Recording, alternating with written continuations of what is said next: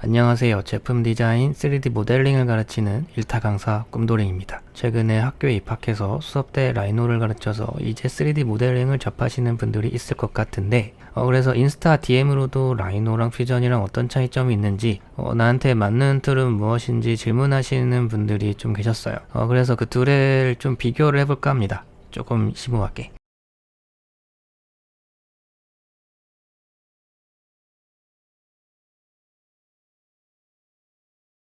파라메터는 우리말로 하면은 변수라고 하는데 말 그대로 변할 수 있는 수를 말합니다. 정해진 치수를 모델링하는 것도 중요하지만 치수를 내가 정해야 할 때 내 그 치수가 확정된 치수가 아니다. 하지만 느낌은 좀 보고 싶다 라고 할 때 수정 가능성이 있는 치수의 변수의 요소를 넣어서 차후에도 수정이 가능하도록 모델링할 수 있는 기능을 말합니다. 뭐 그냥 원하는 치수로 늘리거나 줄이면 되지 않느냐. 제품 디자인에서는 사실 그게 불가능한 것들이 많은 게 뭐 예를 들어서 박스에 필렛을 주고 쉘로 2.5T 속비우기를 했어요. 근데 이 상태에서 옆으로 늘리게 되면은 필렛이 옆으로 늘어나 더 이상 원의 형상이 필렛이 아니게 되고 속비우기도 한쪽 방향으로 두께가 늘어나게 되죠. 2.5T의 균일한 두께를 유지하면서 라운드도 원의 형상을 유지하면서 크기를 늘린다는 건 애초에 박스가 늘어난 상태에서 필렛도 주고 쉘을 준 구조가 아니라면 만들 수가 없는 구조다라는 것이죠. 그러니까 파라메트릭 모델링 기능이 없다면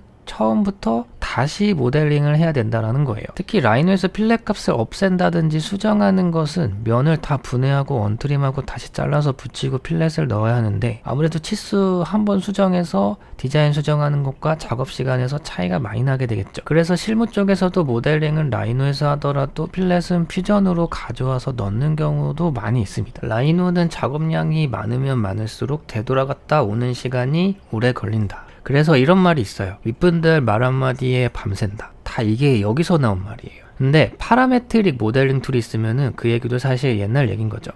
라이노도 파라메트릭이 아예 없진 않거든요. 히스토리 기록이라는 기능이 있어서 커브를 그리고 돌출 후에 선 모양을 변경하면 돌출된 객체가 업데이트가 되는 기능인데 이 기능은 주얼리 디자인에서는 자주 쓰이는데 제품 디자인에서는 무용지물입니다. 왜냐하면 1단계밖에 기록이 되지 못하거든요. 커브를 그리고 돌출 후에 필렛 엣지를 넣으면은 커브와 객체 간의 히스토리가 풀리게 되어 있어요.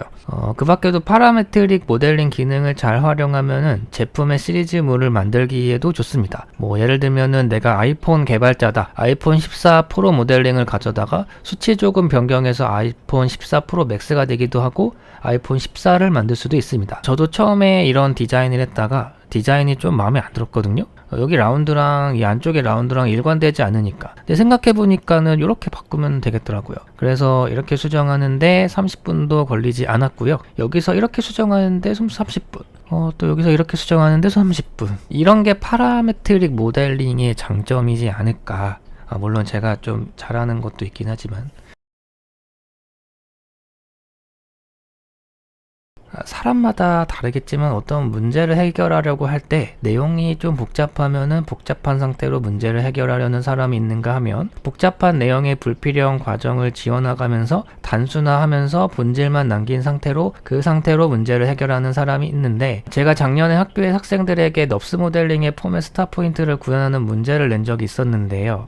라이노는 전자의 문제를 해결하는 방법으로 진행하기 쉽고 퓨전 360은 후자의 문제를 해결하기 쉽더라고요. 왜냐하면 문제를 해결하기 위해서는 디자인 히스토리를 정리를 해나가면서 모델링을 하기 때문에 라이노는 현재의 모델링 상태를 보고 이후에 그려야 할 형상을 변형해 가지만 모델링의 과정에 대한 기록 자체가 없기 때문에 어디서 어떻게 얼마나 했는지 모른 상태로 풀다 보니 어버버하다가 어쩌다 보니 모델링이 해결되었더라. 이게 저도 그렇게 모델링을 하게 되더라고요. 라이노를 잡으면. 근데 퓨전 360은 내가 생각하는 모델링 과정대로 모델링을 했다가도 그게 답이 아닐 때 디자인 히스토리를 검수를 해요. 어디가 맞았고 어디가 틀렸는지 검토를 하고 검토하는 과정에서 머릿속에 과정이 요약되고 확실한 것은 정리가 되고 그러다 보면은 해결이 된다는 것이죠.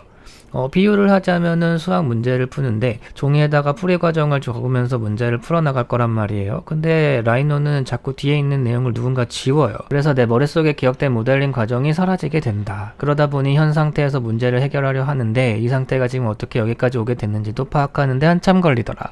뭐 이런 이과적 사고가 발현됩니다.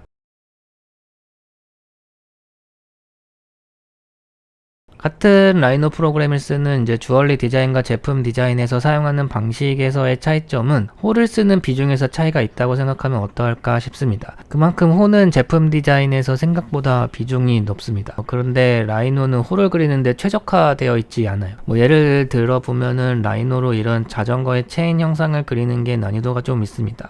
못 그리는 거는 아니에요. 이런 명령어가 있거든요. 근데 라이브 업데이트는 힘들죠.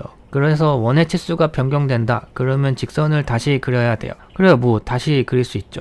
근데 거기에 연결된 돌출, 필렛 이런 것까지 다시 해야 된다고요. 퓨전의 스케치는 구속 조건이 존재하는데 선이 접선이 구속으로 연결되어 있어요. 치수를 바꾸면 선이 접선 방향에 맞게 따라옵니다. 모델링을 하다 보면은 내가 생각한 방법이 막힐 때가 있어요. 원하는 모양이 아니라든지 오류가 난다든지 그러면 플랜 B나 C로 방법을 바꿔야 하는데 그 선택지가 퓨전이 훨씬 많습니다.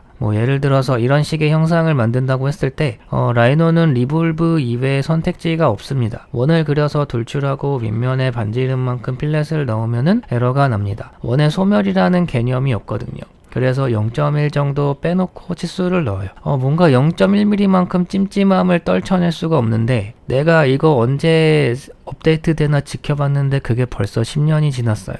이렇게도 할 수도 있긴 한데 박스를 그려서 세로 선을 못 갖기 해서 원통을 만들고 또 위를 못 갖기를 하고 심지어 파라메트릭 모델링으로 원의 크기가 바뀔 때 라이브로 바뀔 수 있도록 연결도 가능하죠. 라이노에 가면은 머지 코플래너 페이스라는 명령어가 있어요. 같은 레벨의 면의 합집합이 되며 이렇게 자국이 남는데 이걸 지우는 기능이에요. 근데 나는 이런 명령어의 존재 이유가 궁금한 거지. 이런 명령어를 만들어야 하는 이유, 그리고 이런 자국이 남는 이유가 있나 싶기도 한데 애초에 이런 거 자체가 없으면 안 되나? 근데 사실 이런 자국이 있어도 그만 없어도 그만일 수도 있는 게 프린팅을 하거나 캠을 돌리는데 오류가 나거나 하지는 않아요. 근데 필렛이 에러가 나죠. 이 선 하나 때문에. 이 부분을 못 채워요. 그래서 이 자국을 없애줘야 돼요. 근데 문제는 뭐냐면요. 이름이 머지 코플래너 페이스예요. 머지 코플래너 페이스. 그러니까 평면만 병합이 가능해요. 조금이라도 곡면이면 불가능합니다. 근데 그게 퓨전도 불가능한 건 맞아요. 근데 두 개의 곡면이 같은 형상에서 분리되었다가 다시 붙는다면 곡면이다 하더라도 병합이 가능하거든요. 그래서 이런 자잘한 것들이 모델링이 하기 싫어지는 거거든요. 그러면 어쩌라는 거냐. 학교에서는 라이노를 가르치는데 퓨전으로 과제를 어떻게 하냐. 밑장 빼기를 하시라는 거죠. 그런다고 손모가지 안 잘라가요. 몰라. 그거 아는 교수가 있을 리가 없어. 물론 나는 알지. 라이노의 로프트랑 퓨전의 로프트의 때깔이 다른데